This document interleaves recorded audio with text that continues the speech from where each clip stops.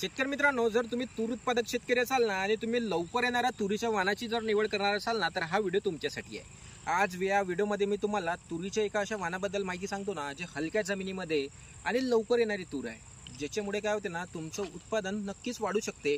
आणि अर्ली म्हणजे लवकर आली ना, तुम्हाला लवकर त्याचं उत्पादन होऊन बाजारपेठेत लवकर जाईल ना, तुम्हाला बाजारभाव देखील चांगला मिळू शकते।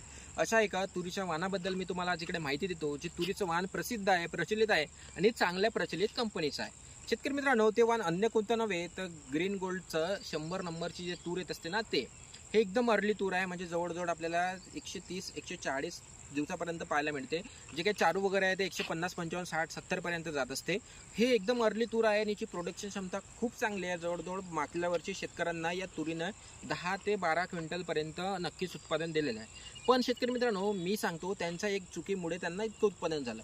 जर तुम्ही तुरीचं व्यवस्थापन योग्य पद्धतीने केलं ना, तर हे तूर तुम्हाला 15 क्विंटल पर्यंत पण उत्पादन देऊन जाऊ शकते। आणि बरेचसे शेतकऱ्याकडे जसं बघत असाल तुम्ही, ही जमीन आहे, कोणाकडे हलकी असते, कोणाकडे मध्यम असते। पण जर तुम्ही हलक्या जमिनीमध्ये आणि लवकर येणाऱ्या वाणाची निवड करताल ना, तर तुम्ही ग्रीन गोल्डचे हे जे 100 नंबरची तूर आहे ना, याची तुम्ही नक्कीच तिकडे निवड करू शकता।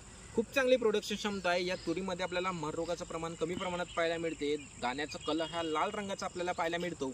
त्यानंतर वांज रोगाचा प्रादुर्भाव देखील कमी असते। आणि या तुरीचं व्यवस्थापन जर आपण योग्य पद्धतीने केलं ना, म्हणजे 2 फवारण्याचं जर व्यवस्थापन आपण या तुरीला केलं ना, ते पण योग्य वेळेवर, तर तुम्हाला हे तूर चांगल्या पद्धतीचं उत्पादन देऊन जाणारे तूर आहे।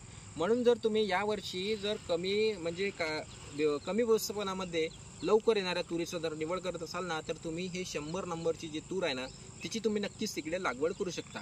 आणि शेतकरी मित्रांनो, तुरीच्या व्यवस्थापनाचे व्हिडिओ आपल्या या पेजवर, या चॅनलवर नक्कीच पोस्ट होणार आहे।